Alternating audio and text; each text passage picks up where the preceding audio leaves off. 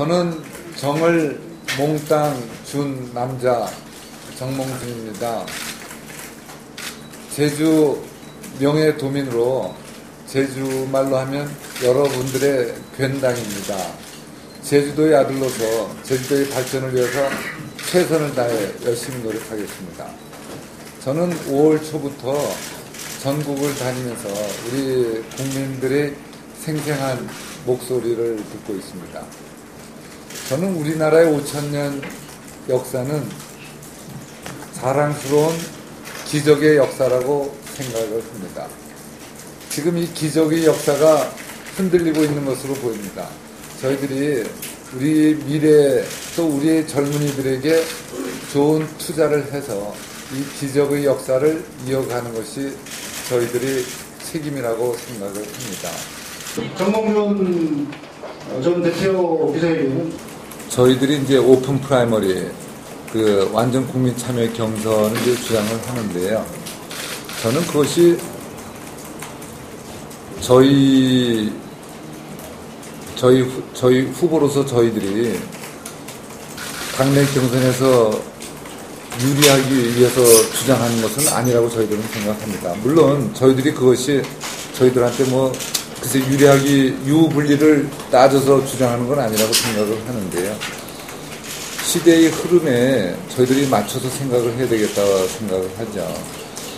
박근혜 의원의 말씀하시는 걸 보고 저희들이 좀 답답하게 생각하는 것은 박근혜 의원께서 비상대책위원장을 마무리하시면서 선수는 룰에 대해서 이야기하지 말라 이렇게 하셨는데, 그리고 나서 현재 당 지도부가 그 틀 안에서 그 틀을 벗어나지 못하는 것 같아서 저는 아주 안타깝게 생각을 하고요.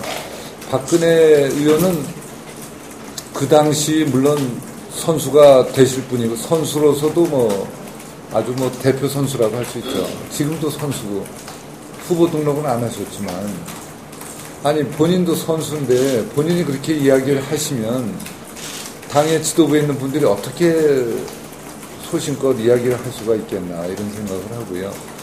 지금 시대가 많이 변하면서 가령 예를 들면 SNS를 활용한 선거운동 이런 것들도 새로운 선거 규칙 아니겠습니까?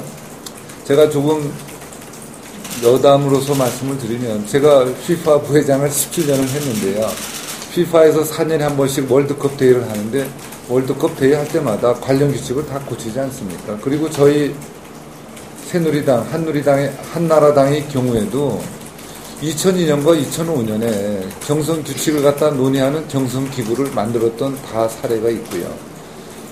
박근혜 의원께서 10년 전에 하신 말씀이 1인 지배 체제를 극복하는 것이 정당 개혁의 기본인가 이런 말씀을 하셨거든요.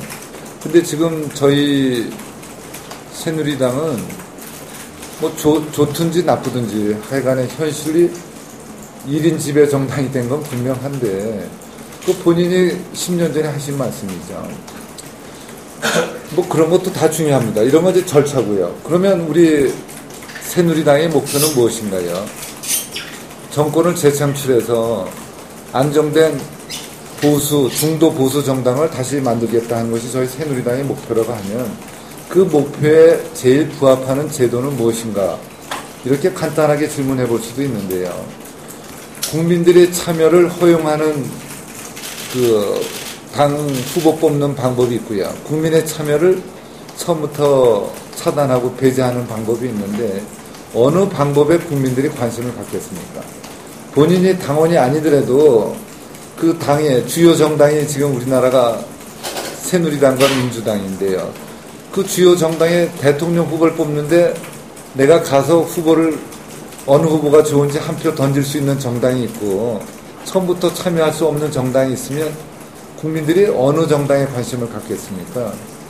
그것은 너무나 상식적인 이야기죠. 박근혜 의원께서 유력한 지금 후보인 것은 이제 분명하신데요.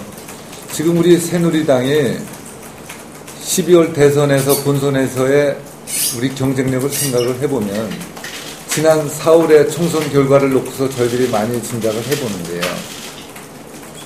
저희들이 볼 때는 굉장히 어려운 선거라고 저희는 생각을 하죠. 4월 총선을 기본으로 생각을 해보면. 그런데 저희랑 경쟁하는 상대 정당에서는 국민들께 참여해서 우리 당의 후보를 뽑아주십시오. 이렇게 앞으로 홍보를 할 텐데요. 저희는 뭐라고 홍보를 할 건가요? 우리는 우리가 알아서 좋은 후보 뽑았으니 당신들은 12월 달에 와서 찍을람 찍고 말람 말라 이렇게 하면 국민들께서 어느 정당에 관심을 갖겠습니까? 너무나 분명하고요. 그 국민 참여 경선은 이제 영어로 오픈 프라이머리라고 해서 이것은 이제 미국에서 하는 제도다. 근데 이것을 또 학자들이 찬성하고 반대하는데 저희들이 사실은 우리가 사실은 분명히 이야기를 해야 될 것 같습니다. 오픈 프라이머리를 처음에 시작한 건 1903년 미국의 위스콘신 주로 저는 알고 있고요. 지금 100년이 넘은 제도입니다. 100년이 넘은 제도인데 코커스를 하는 주가 있고 오픈 프라이머리 또 클로스 프라이머리 하는데요. 오픈과 클로스는 저희들은 비슷한 제도라고 본다면 프라이머리 하는 주가 훨씬 많고 100년이 넘은 이 제도에서 소위 말하는 역선택에 그런 사례는 없었다 하는 것이 그 현실의 기록이고 학자들의 분석 아닌가요? 근데 그것을 가지고서 그런 위험 때문에 못하겠다. 그리고 또 비용이 드니까 못하겠다 그러는데요. 대한민국의 대통령을 뽑는데 대한민국이 대통령이 돼서 5년을 대한민국의 국정의 최고 책임자가 되면 그 영향력은 숫자로 표시할 수 없는 것 아니겠습니까? 얼마 되는 비용 때문에 그걸 또 새누리당이 다 내는 것도 아니고요. 국민 여러분들께서 참여하시기 때문에 국민들이 세금으로 내야 되겠는데 그것 때문에 못한다. 그건 전 설득력이 없다고 보고요. 우리 새누리당이 자꾸 그들만의 리그로 전락하는 것이 아닌가 해서 저는 걱정을 많이 하고 있습니다. 그렇지만 궁극적으로 우리 새누리당의 지도부나 박근혜 의원께서 이러한 점들을 잘 이해하셔서 궁극적으로 이러한 제도가 채택될 것이다. 저는 기대를 하고 있습니다.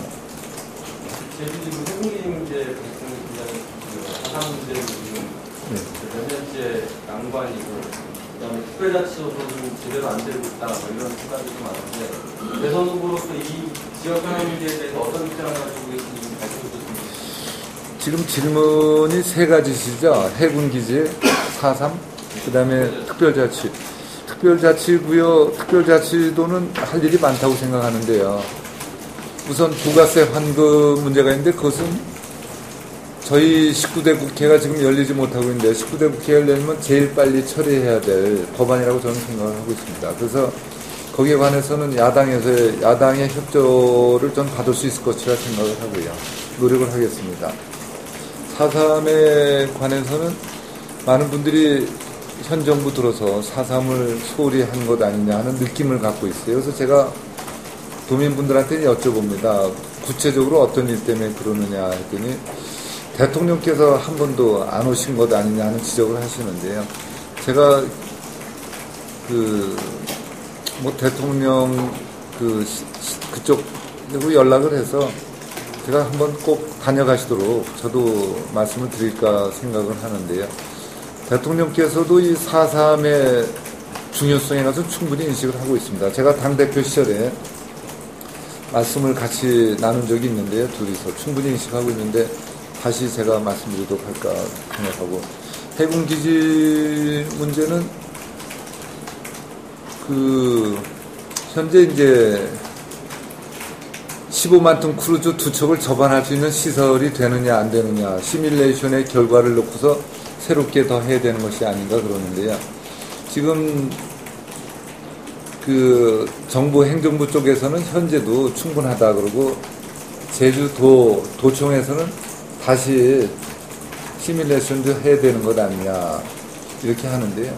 하여간에 행정부가 제주도하고 대화를 해서 원만하게 대화로서 해결할 수 있도록 노력을 하겠습니다. 우리 해군기지 문제는 우리나라 그래서 해양 주권의 문제는 저는 이제 해양 주권의 문제는 이제 시작이라고 저는 생각을 하고 있고요. 그동안은 이제 독도 문제로 일본하고 논쟁이 있을 때 국민들께서 관심을 가져주셨는데, 이제 이어도 문제가 이제 시작되지 않나요? 그래서 이어도는 중국에서 관할권을 주장하고 있는데, 우리 제주도 남방에 있는 그 해양 자원의 중요성이 지금 우리 국민들이나 정부에서 충분히 인식을 못하는 것이 아닌가 생각하고요. 앞으로 해양 주권에 관한 우리의 그 일은 이제 시작이다 생각하고 준비를 잘해야 된다는 것이 저희 생각입니다. 제주도를 어떤 식으로 발전시키고 싶다라는 거, 전체적인 구상 같은 게 있으시면 우선 제주 공항 문제를 조금 더 말씀드리면요. 말씀들 하실 때 2019년에는 새로운 공항이 필요하다, 뭐 확장이 필요하다 하시는데, 말씀 들어보면 2019년까지 기다릴 수가 없는 형편이라고 저는 지금 제 나름대로 결론을 내렸습니다. 그래서 이제 문제는 신공항을 할 것인지 현재 공항을 확장할 것인지를 그 관련 부처와 제주도민들께서 저는 결론을 빨리 내려주셔야 된다고 생각을 하고요. 신공항 할 경우에 입지는 어디다 할 것인지 이런 거를 해서 빠른 시일 내에 2019년은 너무 늦다고 생각하고요. 지금 2012년이니까 2015년, 16년까지는 저는 해야 되는 것이다 이렇게 저는 지금 생각을 하고 있습니다. 제주도민이 지금 58만 되는 것으로 알고 있고요. 제주도가 서울의 3배 면적이고 싱가포르의 한 3배 면적인데요. 서울은 지금 1100만이고 우리 제주도는 자족도시가 되려면 한 100만은 돼야 된다 하는 그런 설명을 제가 들었습니다. 그래서 앞으로 어떻게 할 것이냐. 관광사업도 더 잘 발전을 해야 되겠고요.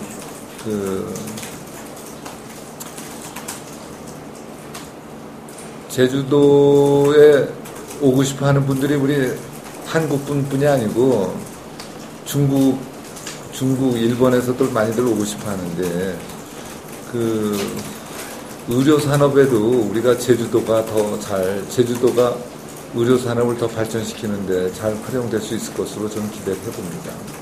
의료산업을 바탕으로 제주도가 더 발전할 수 있다고 생각합니다. 목포와 제주 간의 해적 터널에 대해서 아쉬운 점 아십니까? 제가 민생 투어를 다니면서 5월 초에 목포 시청을 갔었어요. 그래서 시장님하고 시청의 간부분들하고 대화를 했는데, 그때 목포시 에서 그 말씀을 이제 꺼내면서 목포시에서는 아주 적극적으로 이제 하시는데요. 제가 오늘 여기 도민분들 만나면서 거기에 관한 의견들을 제가 여쭤봤더니 관심은 있는데 목포시만큼 그렇게 적극적인 것 같지는 않고요. 어떤 분은 우선 신공항 문제를 빨리 결론을 한 다음에 그 이야기를 하는 것이 순차적으로 맞지 않느냐 이런 말씀을 하는데요. 저도 그 말씀이 맞다고 생각합니다. 신공항 문제를 빨리 결정을 하고 그 다음에 그 문제에 관심을 가질 수 있다고 보는데요. 불란서하고 영국이 해저 터널로 연결한 거하고 우리 제주도하고 목포가 연결한 건 조금은 다르다고 생각을 해요. 불란서 영국이 연결한 건 양쪽이 두 나라가 큰 나라고요. 우리 제주도는 이제 관광을 이제 주로 하는데요. 좀 다르긴 한데 앞으로 저희들이 관심을 가져야 될 분야라고 저는 개인적으로 생각을 합니다.